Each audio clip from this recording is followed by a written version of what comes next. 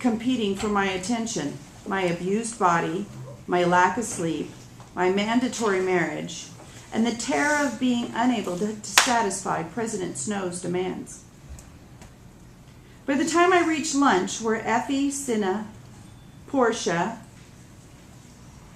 Hamish, and PETA have started without me,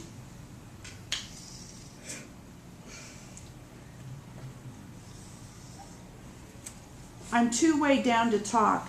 They're raving about the food, how well they sleep on trains. Everybody's all full of excitement about the tour. Well, everybody but Hamish. He's nursing a hangover and picking at a muffin. I'm not really hungry either. Maybe because I loaded up too much on the rich stuff this morning. Or maybe because I'm so happy. I play around with a bowl of broth, eating only a spoonful or two.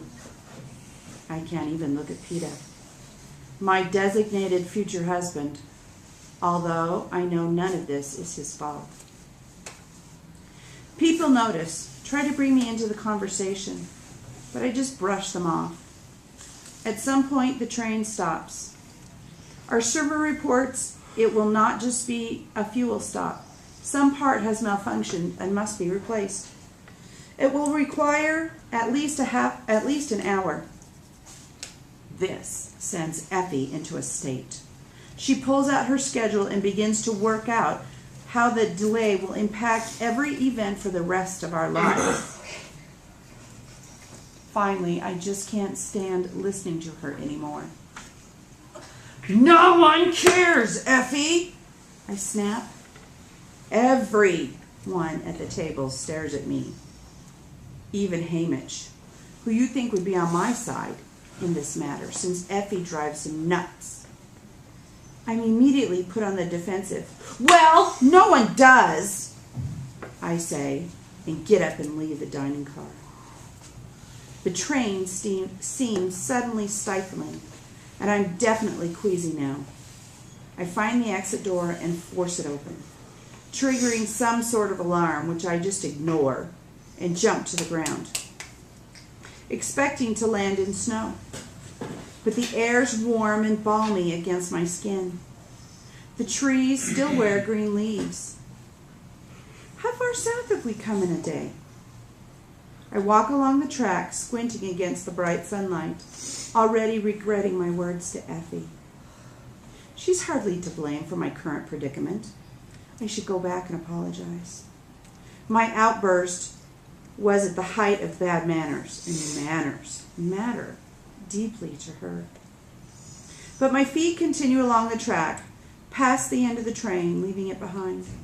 An hour's delay. I can walk at least 20 minutes in one direction and make it back with plenty of time to spare.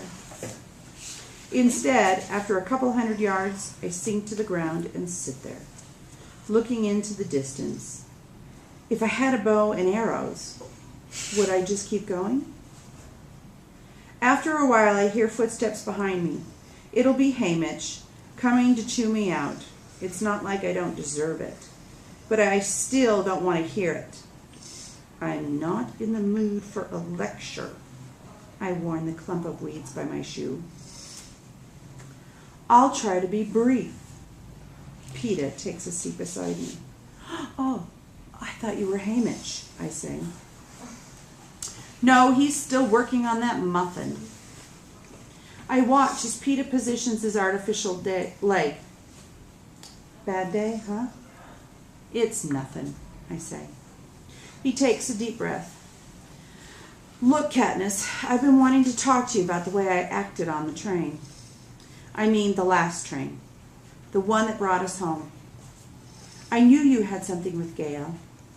I was just jealous of him before I even officially met you. It wasn't fair to hold you to anything that happened in the games. I'm sorry.